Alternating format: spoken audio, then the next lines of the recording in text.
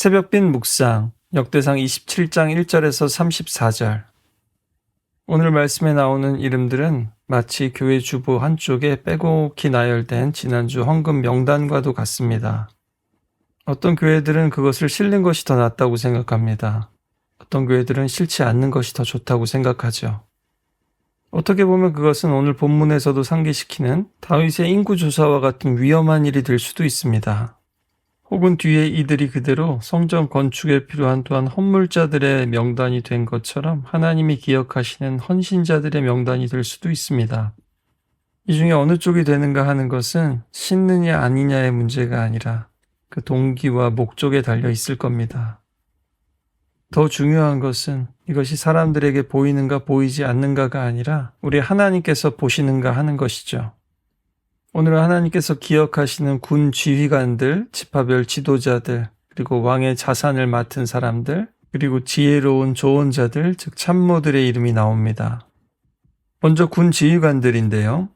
이들의 조직은 제사장의 직무를 24개의 반으로 나누었던 그 방식을 그대로 본떴습니다. 하나님의 나라, 하나님의 공동체를 세우기 위해서 조직이나 행정, 효율이 아니라 성전을 모든 사회 질서의 모범으로 삼고 있는 겁니다. 예배의 리듬이 사회의 리듬이 되는 것이죠. 마치 기독교 정신을 바탕으로 시민 공동체를 세우려고 했던 깔뱅의 제네바나 뉴잉글랜드의 청교도들의 시도와 비슷합니다. 스탠리 하우아스는 교회는 사회 윤리를 가지고 있는 것이 아니라 교회 자체가 사회 윤리라고 했습니다. 성전을 짓는다는 것은 단순히 건축의 문제가 아니라 공동체 자체를, 패러다임을 거룩하게 다시 짓는 겁니다. 16절 이하에는 12지파의 지도자들을 나열합니다. 특히 이 부분에서는 다윗의 그 인구조사의 범죄를 다시 한번 상기시키고 있는데요. 다윗이 인구를 조사하고 그 숫자를 세려고 한 행동이 내 자손을 셀 수 없을 정도로 번성하게 하겠다라는 그 약속을 신뢰하지 못한 것으로 봅니다. 자신의 병력과 자신이 가진 힘을 의지하려고 했던 거죠. 그러나 진정한 힘은 우리의 수에 있는 것이 아니라 내 자손을 셀 수 없이 만들어 주시겠다는 하나님의 약속에 있습니다. 이후로 다윗은 그래서 이런 실용적 판단이 아니라 하나님과의 신뢰를 회복하고 20세 이하의 남자를 세지 않습니다. 우리도 다윗처럼 믿음이 있지만 나의 힘과 방식을 고집할 때가 있습니다. 그러나 다시 한번 우리의 방법과 방식과 지혜와 수단을 내려놓고 하나님을 의지했으면 좋겠습니다. 또한 교훈을 받았음에도 같은 실수를 반복하지 않기 바랍니다. 25절 이하에는 농업 관리자들과 가축 책임자들이 나옵니다. 이들은 하나님의 땅을 돌보고 백성의 생계를 책임지는 하나님 나라의 청지기들입니다.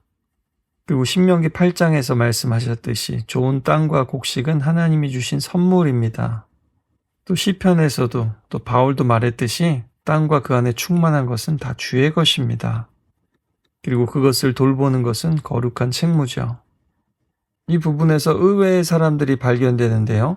이스마엘 사람 그리고 하갈 사람도 있었습니다. 이들은 하나님의 언약 밖에 혹은 하나님의 언약에서 멀어진 자들인데 다시 하나님의 일에 동참하게 됩니다. 우리는 하나님의 선택과 배제에 대해서 오해할 때가 참 많습니다.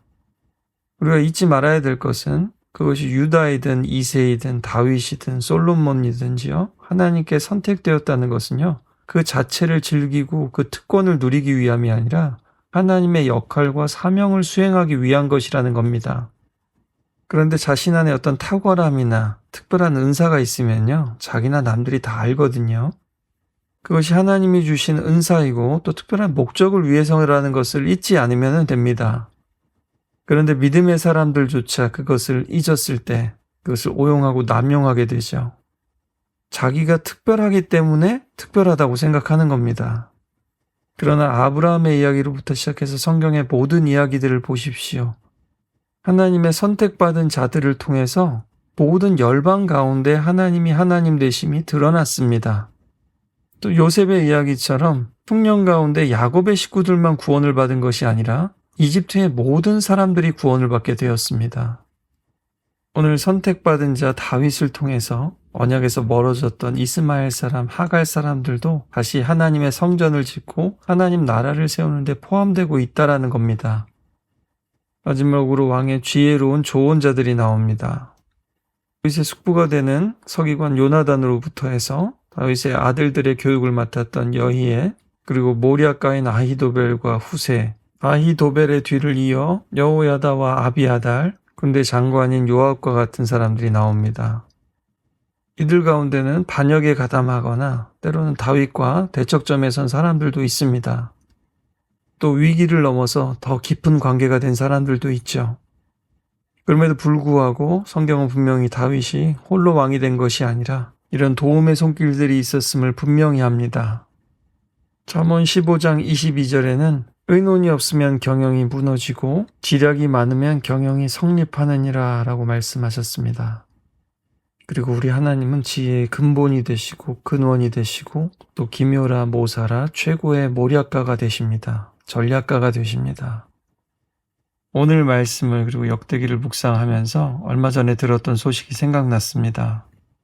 NBA를 제패했던 코트 위의 황제 마이클 조던에 대한 소식이었는데요. 정말 그는 누구와도 필적할 수 없는 탁월한 선수였습니다. 하지만 당시 우승했던 시카고 불스에는 그 옆에 스카티 피펜이라든지 데니스 로드맨이라든지 좋은 팀워크를 이뤘던 좋은 선수들이 또한 많이 있었습니다. 그런데 그가 다큐멘터리를 찍으면서 마치 다른 팀원들을 폄훼하거나 인정하지 않는 듯한 발언을 해서 그 팀원들이 분개하고 사이가 틀어졌다라는 소식을 들었습니다. 오늘 나오는 다윗의 모습, 그리고 역대기에 나오는 하나님의 공동체의 모습과 얼마나 다릅니까? 구약이나 신약이나 또 지금의 교회나 나중에 완성될 하나님 나라의 재료는 사람입니다. 사람. 우리 한 사람 한 사람이 하나님의 형상 되기를 원하고 또 사람 낚는 어부가 되시기를 주님의 이름으로 축복합니다.